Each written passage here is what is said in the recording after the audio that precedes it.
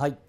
僕らはですね、材料を加工したりですね、材料に、印をつけるときにですね、こういう差し金を、利用しています。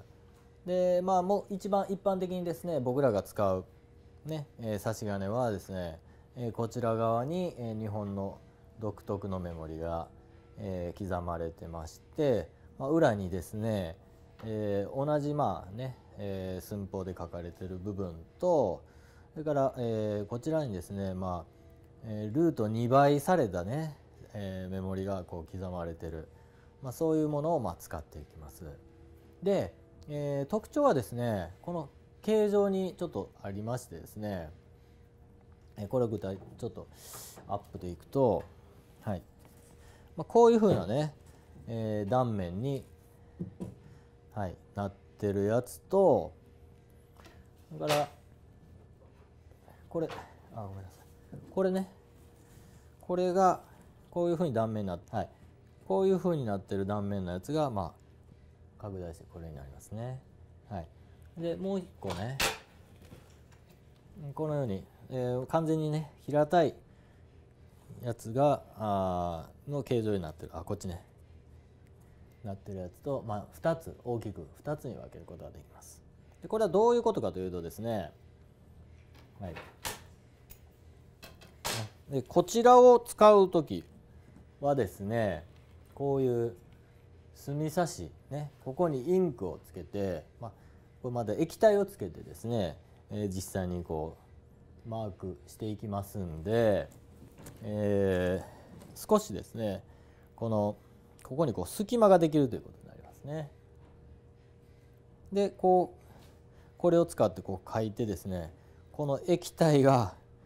ねここへこう、表面張力によってですね、この液体がね、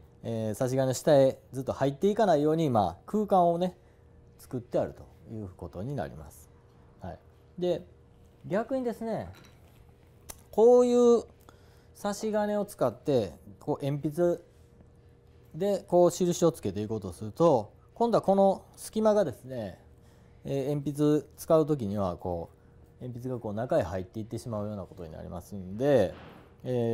本当に正確な墨が書けなくなります。ですので鉛筆の時はですね、こちら側のですね、フラットな形状の差し金を使って、これ鉛筆で印をつけていくことになります。ね、つまりこちらを使うときはこれペンですね、ペンね、こちらペンです。はい、これ使ってくださいですね。はい、ここからもう一つ、これが一般的に僕らが使うやつ、こちらに、日本の独特のメモリ、そして裏側には、同じメモリと、ルート2の倍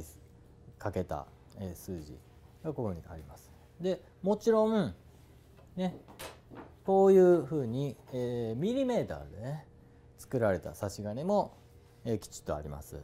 でこれも、こちら側が、